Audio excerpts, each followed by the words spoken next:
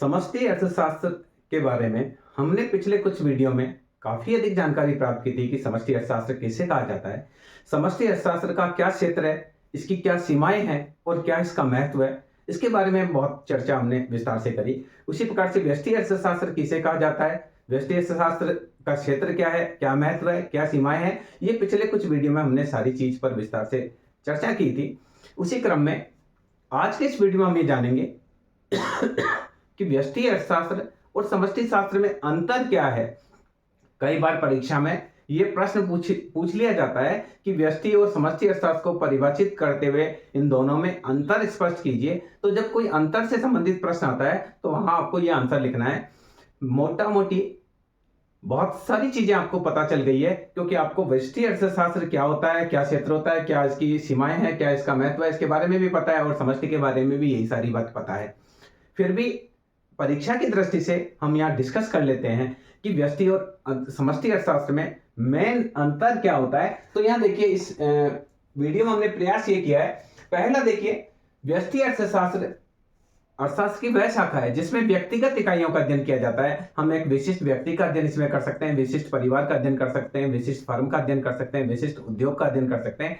तो कहने का तात्पर्य व्यष्टि अर्थशास्त्र की वह शाखा है जिसमें व्यक्तिगत इकाइयों का अध्ययन किया जाता है। और अगर हम समष्टि अर्थशास्त्र की बात करें तो समष्टि अर्थशास्त्र में हम योगों का अध्ययन करते हैं, टोटल का अध्ययन करते हैं, सभी संपूर्ण अर्थव्यवस्था के प्रत्येक क्षेत्र का एक साथ अध्ययन करते हैं। यानी समष्टि अर्थशास्त्र की वह शाखा है जिसमें संपूर्ण अर्थव्यवस्था का एक साथ में अध्ययन किया जाता है। तो पहला अंतर हम उसकी क्षेत्र के बारे में बता सकते हैं कि व्यष्टि अर्थशास्त्र में जहां व्यक्तिगत इकाइयों का अध्ययन किया जाता है, वहीं समष्टि अर्थशास्त्र में संपूर्ण अर्थव्यवस्था का अध्ययन किया जाता है। तो हम ये कह सकते हैं कि व्यष्टि अर्थशास्त्र जो है एक सूक्ष्म अध्ययन है, जैसा कि इसका नाम से भी क्लियर है कि सूक्ष्म अर्थशास्त्र है, जबकि एक विशाल अध्ययन है, क्योंकि इसमें बहुत अधिक मात्रा में समंकों के संकलन की जरूरत होती है, उनके टेबुलेशन की जरूरत होती है, उनके निर्वचन की जरूरत होती है।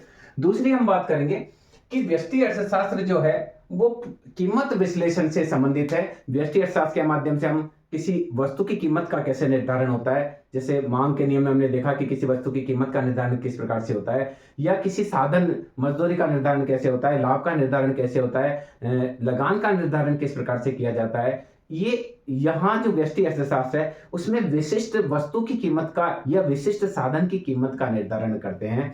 यानी ये जो है ये यहाँ पर व्यक्तिगत इकाइयों से संबंधित है। हम बाजार में एप्पल का रेट क्या है, अगर इसका स्टडी करेंगे तो हमको व्यष्टि अर्थशास्त्र की जरूरत होगी। बाजार में मजदूरी दर क्या चल रही है, शिक्षित मजदूरी जो प्रशिक्षण प्राप्त मजदूर है उनकी मजदूरी दर क्या है, अर्धकुशल मजदूरों की मजदूरी दर क्या है और अकुशल मजदूरों की मजदूरी दर क्या है, महिलाओं की क्या है, बच्चों की क्या है, पुरुष की क्या है, शिक्षित की क्या है, अशिक्षित क्या है, ग्रामीण की क्या है, शहरी की क्या है, जो विभिन्न मजदूरी दर प्रचलित है। तो हम यहाँ पर व्यष्टि अर्थशास्त्र में साधन विशेष की मजदूरी दर की पता कर सकते हैं, वस्तु विशेष की कीमत का पता कर सकते हैं। जबकि समष्टि अर्थशास्त्र जो होता है वो आय विश्लेषण से संबंधित होता है। इसमें पूरी की पूरी राष्ट्रीय आय क्या है, प्रति व्यक्ति आय क्या है, अर्थव्यवस्था में कुल विनियोग कितना होता है, अर्थव्यवस्था की कुल मांग कितनी है, प्रभावपूर्ण मांग कितनी है, प्रभावपूर्ण पूर्ति कितनी है। तो कहने का तात्पर्य यह है कि ये कीमत विश्लेषण से संबंधित है, जबकि समष्टि अर्थशास्त्र आय विश्लेषण से संबंधित है। वहां वस्तु विशेष की कीमत का हम कैलकुलेशन करते हैं, जबकि समष्टि अर्थशास्त्र में हम पूरी की पूरी राष्ट्र की आय का कैलकुलेशन करते हैं, पूरे के पूरे राज्य की आय का कैलकुलेशन करते हैं।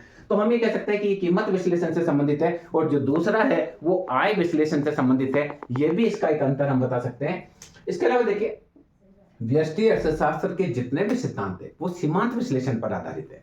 आपने देखा होगा सीमांत उपयोगिता ह्रास नियम ये बताता है कि किसी वस्तु की एक अतिरिक्त इकाई का हम प्रयोग करेंगे तो उससे जो प्राप्त अतिरिक्त संतुष्टि होगी वो गिरते हुए होगी। उपभोक्ता की बचत की धारणा में भी हमने ये देखा कि जैसे जैसे उपभोक्ता के पास किसी वस्तु की मात्रा बढ़ती चली जाती है, उसके पास उस वस्तु की एक अतिरिक्त इकाई से प्राप्त सीमांत उपयोगिता कम होती है, तो वह कम मूल्य देने के लिए तैयार होता है। मांग विश्लेषण में हमने देखा कि उपभोक्ता वस्तु की पहली इकाई का ज्यादा मूल्य देने के लिए तैयार होता है, दूसरी इकाई का कम मूल्य देने के लिए तैयार होता है। हम पाव पर सब्जी लेते हैं तो उसके लिए 20 रुपए देने के लिए तैयार है, पर अगले पाव के लिए हम 10 रुपए देने के लिए तैयार है, तो हम बोलते हैं कि आधा किलो 30 रुपए की दे देना। कहने का तात्पर्य कि जो व्यष्टि अर्थशास्त्र है वो सीमांत विश्लेषण पर आधारित है। इसके जो अधिकांश सिद्धांत है वो ये बताते हैं कि एक अतिरिक्त इकाई के प्रयोग से सीमांत उपयोगिता गिरती हुई होती है, और उसी पर मांग का नियम है, पूर्ति का नियम है, उपभोक्ता की बचत है, तटस्थ वक्र विश्लेषण है, सम सीमांत उपयोगिता नियम है, उपयोगिता ह्रास नियम। लगभग व्यष्टि अर्थशास्त्र के अधिकांश नियम जो होते हैं वो सीमांत विश्लेषण पर आधारित होते हैं। जबकि हम समष्टि अर्थशास्त्र की बात करें तो समष्टि अर्थशास्त्र में सामूहिक अध्ययन किया जाता है, टोटल का अध्ययन किया जाता है, एग्रीगेट का अध्ययन किया जाता है, योगों का अध्ययन किया जाता है। तो यहाँ हम नहीं बोलेंगे कि एक अतिरिक्त इकाई से इसको कोई लेना देना है। समष्टि अर्थशास्त्र में हम बात करते हैं तो हम पूरे के पूरे राष्ट्र की राष्ट्रीय आय की बात करते हैं, कुल विनियोग की बात करते हैं, पूर्ण रोजगार की बात करते हैं, अर्थव्यवस्था में राजस्व की स्थिति क्या है, सरकारी आय कितनी है, सरकार का व्यय कितना है, मुद्रा बैंकिंग किस प्रकार से चलती है, बैंकिंग कैसे कार्य करती है, रिजर्व बैंक कैसे कार्य करता है, साख का नियंत्रण किस प्रकार से किया जाता है, अंतरराष्ट्रीय व्यापार किस प्रकार से होता है। तो ये सारा का सारा जो है वो सीमांत पर नहीं होकर कुल विश्लेषण पर आधारित है। तो हम इसका एक और अंतर ये बता सकते हैं कि व्यष्टि अर्थशास्त्र जहां सीमांत विश्लेषण पर आधारित है, वहीं समष्टि अर्थशास्त्र एग्रीगेट या कुल विश्लेषण पर आधारित है।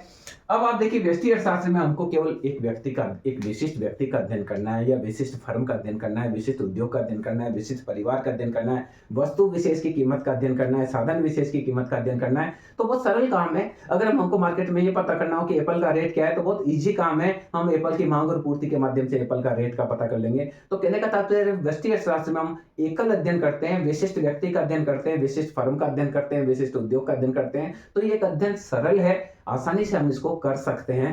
पर अगर हम समष्टि अर्थशास्त्र की बात करें तो हम समष्टि अर्थशास्त्र में कुल का अध्ययन करते हैं, पूरे राष्ट्र का कितना कृषि है उसका अध्ययन करेंगे, पूरे राष्ट्र में औद्योगिक विकास कितना है उसका अध्ययन करेंगे, पूरे राष्ट्र में बेरोजगारी और गरीबी की स्थिति क्या है, आय की असमानता की स्थिति क्या है। तो यहाँ जो अध्ययन होगा उसमें बहुत अधिक कलेक्शन डाटा की जरूरत होगी, टेबुलेशन करने की जरूरत होगी, उनका वर्गीकरण करने की जरूरत होगी। तो हम कह सकते हैं कि व्यष्टि अर्थशास्त्र का अध्ययन एक अपेक्षाकृत सरल है, अपेक्षाकृत अगर हम अध्ययन करते हैं समष्टि अर्थशास्त्र का, क्योंकि समष्टि अर्थशास्त्र का अध्ययन में बहुत ज्यादा हमको कैलकुलेशन करने की जरूरत है। तो हम कह सकते हैं, एक और मापदंड हम कह सकते हैं कि व्यष्टि अर्थशास्त्र का अध्ययन सरल है, जबकि समष्टि अर्थशास्त्र का अध्ययन जटिल है।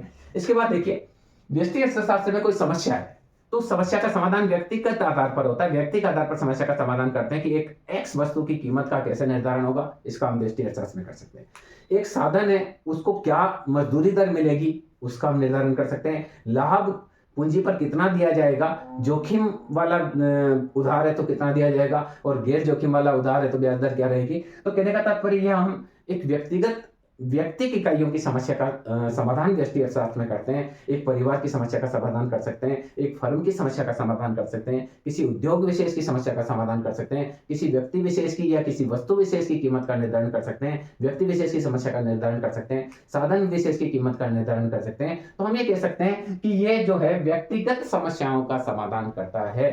जबकि अगर हम समष्टि अर्थशास्त्र की बात करें तो ये ओवरऑल स्टडी करता है, पूरे राष्ट्र की स्टडी करता है। तो राष्ट्र की कोई समस्या है, हमारे देश में बेरोजगारी की एक समस्या है, हमारे देश में गरीबी एक समस्या है, आय की असमानता एक समस्या है, जनसंख्या वृद्धि देश में एक बहुत बड़ी समस्या है, वनों का गिरता स्तर वो एक समस्या है, परिवहन में संचार के साधन कम पड़ रहे हैं ये समस्या है, शिक्षा की स्तर हमारा कमजोर है ये समस्या है, जितनी भी समस्या। तो इन सब समस्याओं का समाधान समष्टि पूरे राष्ट्र को मद्देनजर रखते हुए किया जाता है। तो हम कह सकते हैं कि जो समष्टि अर्थशास्त्र है उसमें राष्ट्र की समस्याओं का अध्ययन करते हैं, वहां व्यक्तिगत समस्याओं का अध्ययन का कोई लेना देना नहीं है। एक व्यक्ति को मजदूरी मिली या नहीं मिली उसका अध्ययन हम समष्टि अर्थशास्त्र में नहीं करते हैं, वो व्यष्टि अर्थशास्त्र का विषय है। पर पूरे राष्ट्र में बेरोजगारी की दर क्या है, गरीबी की दर क्या है, आय की असमानता की स्थिति क्या है, देश का विदेश व्यापार क्या है, भुगतान संतुलन की स्थिति क्या है, बैंकों की स्थिति क्या है, बैंक प्रॉफिट में चल रहे हैं या लॉस में चल रहे हैं, विदेश व्यापार हमारे पक्ष में है विपक्ष में है या संतुलित है, व्यापार संतुलन क्या है, बहुत सारी चीजें, विनिमय दर कैसे चल रही है, स्थिर चल रही है, परिवर्तनशील चल रही है, कृषि में कितना विकास हो रहा है, उद्योग में कितना विकास हो रहा है, सेवाओं की क्या स्थिति है। कहने का तात्पर्य यह है कि जितनी भी बड़ी बड़ी राष्ट्रीय समस्याएं हैं उन सारी राष्ट्रीय समस्याओं का समाधान हम समष्टि अर्थशास्त्र के अंतर्गत करते हैं। इसके अलावा देखिए, व्यष्टि अर्थशास्त्र में कोई व्यक्तिगत फर्म और उद्योग में उतार चढ़ाव है उसकी हम व्याख्या करते हैं कि क्षेत्र विशेष में, मान लीजिए अभी सीमेंट की डिमांड ज्यादा होगी तो सीमेंट की कीमतें बढ़ गई, तो हम उसका विश्लेषण व्यष्टि अर्थशास्त्र के अंतर्गत करेंगे कि सीमेंट की कीमतें क्यों बढ़ रही है। वर्तमान में जैसे प्याज और लहसुन की कीमतें बढ़ रही है तो इसका विश्लेषण हम व्यष्टि अर्थशास्त्र में करेंगे कि क्यों प्याज महंगा होता चला जा रहा है, क्यों लहसुन इतना महंगा होता चला जा रहा है। तो यहाँ हम जो करते हैं, किसी व्यक्तिगत फर्म की, किसी व्यक्ति की या फर्म या उद्योग में कितना उतार चढ़ाव हो रहा है, उसका हम अध्ययन इसमें करते हैं कि सीमेंट उद्योग में कैसे प्रॉस्पेरिटी की स्थिति है, कैसे डिप्रेशन की स्थिति है, कैसे व्यापार चक्र में उतार चढ़ाव सीमेंट उद्योग में हो रहा है, या एक फर्म विशेष में कैसे उतार चढ़ाव हो रहा है। फर्म पहले कमाती थी, अब क्यों घाटे में चली गई, अब क्यों सामान्य लाभ में चली गई, या कैसे इसको घाटे से बाहर लाया जाए। तो हम व्यष्टि अर्थशास्त्र में कोई फर्म विशेष का या उद्योग विशेष में कितना उतार चढ़ाव हो रहा है उसका अध्ययन हम करते हैं, जबकि समष्टि अर्थशास्त्र में हम पूरी अर्थव्यवस्था में कितना उतार चढ़ाव है, कैसे पूरी अर्थव्यवस्था मंदी के गर्त में जा रही है, कैसे अर्थव्यवस्था पूरी की पूरी मुद्रास्फीति की चुंगल में फंसती चली जा रही है, कैसे हमारे यहाँ गरीबी का दुष्चक्र चल रहा है, कैसे बेरोजगारी बढ़ती चली जा रही है। तो अर्थव्यवस्था में जो उतार चढ़ाव होते हैं, पूरी की पूरी अर्थव्यवस्था में जो उतार चढ़ाव होते हैं, उनके कारणों की व्याख्या करते हैं। मुद्रास्फीति का अध्ययन इसमें करते हैं, व्यापार चक्र का अध्ययन भी हम समष्टि अर्थशास्त्र में करते हैं। तो क्योंकि समष्टि अर्थशास्त्र पूरी अर्थव्यवस्था से संबंधित होता है, तो इसमें पूरी अर्थव्यवस्था में जो उतार चढ़ाव होते हैं उनका अध्ययन किया जाता है।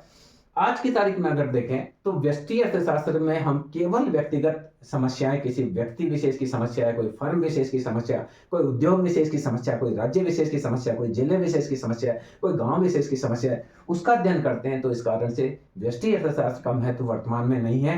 पुराने समय में व्यष्टि अर्थशास्त्र का बहुत महत्व था, पर जैसे जैसे समष्टि अर्थशास्त्र का विकास होता चला गया, व्यष्टि अर्थशास्त्र का महत्व कम होता चला गया। वर्तमान में अगर हम महत्व की बात करें तो समष्टि अर्थशास्त्र का बहुत अधिक महत्व है। आज जितनी भी राष्ट्रीय समस्याएं हैं उन सबका समाधान समष्टि अर्थशास्त्र के माध्यम से किया जाता है, चाहे वह अल्प रोजगार की समस्या हो, चाहे वो गरीबी की हो, बेरोजगारी की हो, जनसंख्या वृद्धि की हो, विकास की दर नीचे गिरने की बात हो, या नियोजित विकास करने की बात हो। कहने का तात्पर्य है कि वर्तमान में दिन प्रतिदिन समष्टि अर्थशास्त्र का महत्व बढ़ता चला जा रहा है और समष्टि अर्थशास्त्र की कई शाखाएं हो गई। आप देखिए, व्यष्टि अर्थशास्त्र की एक ही शाखा है, पर समष्टि अर्थशास्त्र राजस्व एक पूरा अलग से सब्जेक्ट पढ़ाया जाता है, अंतर्राष्ट्रीय व्यापार अलग से एक सब्जेक्ट पढ़ाया जाता है, कृषि अर्थशास्त्र अलग से पढ़ाया जाता है, औद्योगिक अर्थशास्त्र अलग से पढ़ाया जाता है, विदेशी व्यापार अर्थशास्त्र एक अलग से पढ़ाया जाता है, अप्लाइड इकोनॉमिक्स होता है। कहने का तात्पर्य यह है कि समष्टि अर्थशास्त्र इतना विशाल है कि दिन पर दिन इसका महत्व बढ़ता चला जा रहा है। और वर्तमान में अगर हमें समष्टि अर्थशास्त्र की जानकारी नहीं होती है तो हम ये मानते हैं कि हम अर्ध शिक्षित हैं, हमें पूरी सी जानकारी इकोनॉमिक्स की नहीं है। तो कहने का तात्पर्य यह है कि समष्टि अर्थशास्त्र का महत्व दिन प्रतिदिन बढ़ता चला जा रहा है।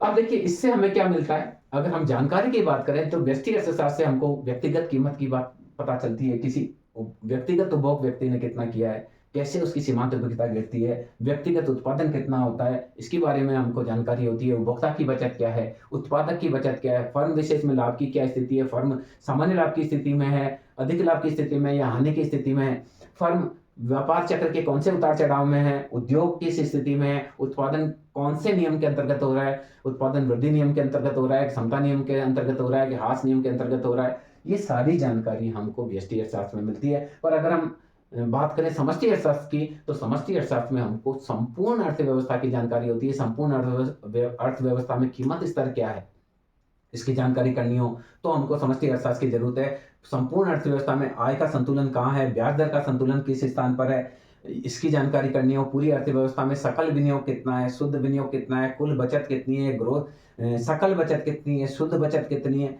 इन सारी चीजों की जानकारी संपूर्ण अर्थव्यवस्था के संबंधित घटकों की जानकारी होती है तो समष्टि अर्थशास्त्र से ही होती है। इस आधार पर हम कह सकते हैं कि व्यष्टि अर्थशास्त्र और समष्टि अर्थशास्त्र में पर्याप्त अंतर होता है। एक बार नटसेल में हम वापस बात कर लेते हैं कि व्यष्टि अर्थशास्त्र में व्यक्तिगत इकाइयों का अध्ययन किया जाता है, जबकि समष्टि अर्थशास्त्र में संपूर्ण अर्थव्यवस्था का एक साथ से अध्ययन करते हैं। व्यष्टि अर्थशास्त्र जहाँ कीमत विश्लेषण पर आधारित होता है, वही समष्टि अर्थशास्त्र हम आय विश्लेषण पर आधारित होता है। व्यष्टि अर्थशास्त्र में जो भी नियम दिए जाते हैं वह सीमांत विश्लेषण पर आधारित होते हैं, जबकि समष्टि अर्थशास्त्र पूरी अर्थव्यवस्था को मद्देनजर रखते हुए होती है। इस आधार पर हम कह सकते हैं कि व्यष्टि अर्थशास्त्र का अध्ययन सरल है, बहुत आसानी से हम इसका अध्ययन कर सकते हैं। और यही कारण है कि फर्स्ट ईयर में आते ही आपको व्यष्टि अर्थशास्त्र पढ़ाया जाता है। थोड़ा पहले सरल पढ़ाया जाता है, फिर बाद में थोड़ा कठिन होगा तो समष्टि अर्थशास्त्र आपको बाद में पढ़ाया जाता है। तो व्यष्टि अर्थशास्त्र का अध्ययन सरल है, जबकि समष्टि अर्थशास्त्र का अध्ययन थोड़ा सा जटिल है। इतना टफ भी नहीं है कि आप उससे घबरा जाएं। अगर हम समस्याओं की बात करें तो व्यष्टि अर्थशास्त्र में व्यक्ति की समस्या, एक फर्म की, एक उद्योग की समस्या का समाधान किया जाता है, जबकि संपूर्ण अर्थव्यवस्था का समाधान समष्टि अर्थशास्त्र के माध्यम से होता है। व्यष्टि अर्थशास्त्र में फर्म या उद्योग में क्या उतार चढ़ाव हो रहा है इसका अध्ययन किया जाता है, जबकि समष्टि अर्थशास्त्र में पूरे अर्थव्यवस्था में क्या उतार चढ़ाव हो रहे हैं उसका अध्ययन किया जाता है। वर्तमान में अगर हम देखें तो धीरे धीरे व्यष्टि अर्थशास्त्र का महत्व कम होता चला जा रहा है, पर जैसे जैसे इस व्यष्टि अर्थशास्त्र का महत्व कम हो रहा है, समष्टि अर्थशास्त्र का महत्व उतना ही तेजी से बढ़ता चला जा रहा है। अगर व्यक्तिगत कीमत, व्यक्तिगत उपभोग, उत्पादन आदि की हमें जानकारी करनी हो तो हमें व्यष्टि अर्थशास्त्र की जरूरत पड़ेगी, जबकि पूरे राष्ट्र का क्या विनियोग का स्तर है, क्या पूरे राष्ट्र में कीमत स्तर कितनी है, आय का स्तर कितना है, इस विनियोग कितना है, शुद्ध विनियोग कितना है, सकल विनियोग कितना है, प्रति व्यक्ति आय क्या है, प्रति व्यक्ति खर्च योग्य आय क्या है, ये सारी जानकारी अगर हमें करनी हो तो हमें समष्टि अर्थशास्त्र की जरूरत होती है। मैं समझता हूँ इस माध्यम से आप ये अच्छी तरह से समझ पाए होंगे कि व्यष्टि अर्थशास्त्र और समष्टि अर्थशास्त्र में अंतर क्या होता है। जब भी परीक्षा में इस संदर्भ में कोई प्रश्न पूछा जाता है, मैं समझता हूँ आप उसका आसानी से आंसर दे पाएंगे। धन्यवाद।